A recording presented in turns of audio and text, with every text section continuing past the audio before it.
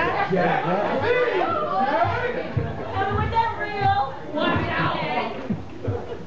Jack is in the building. I did. Get him, Jack! I grew up in a small town in western Pennsylvania, and this is a little reflection on some of that time. It doesn't have anything to do with sex at all.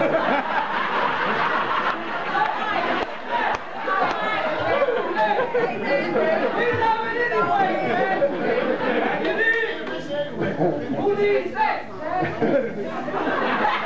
Who is that? Anyway, this is called Mr. Flick. Get him. Mr. Flick had an old garage at the top of Alexander Street. Had 2 stalls and bifold doors and a floor made of concrete.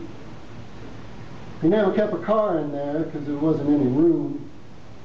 And it smelled like grease and inner tubes on a summer afternoon. One side housed his bike shop with a workbench and a vise. And the other side was the sales floor where I picked one that was nice.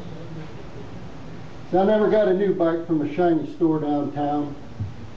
Now I'd hike to the top of Alexander Street and lay my money down.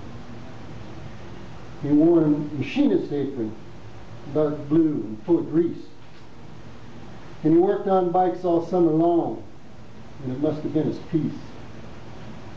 The radio played in the background as he toiled with chains and spokes. And I remember the place was dark and cool as he laughed and told his jokes. He took junk bikes and fixed them up and sold them on the cheap. He liked old Schwinn's and Murray's, you know, the kind that you could keep.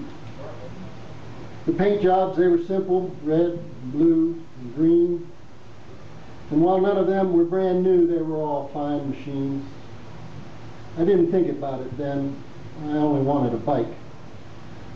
But now I think he had it down, you know, doing what you like. His life, it wasn't fancy, and it didn't bring him fame. But I know he made a difference, because I still remember his name. And when I think about the joy he brought to the kids in my hometown, I think the world would be a better place if there were more Ed Flicks around.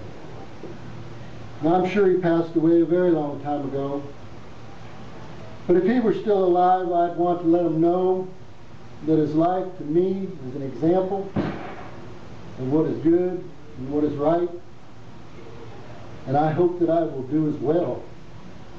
And that's my prayer each night. Get him!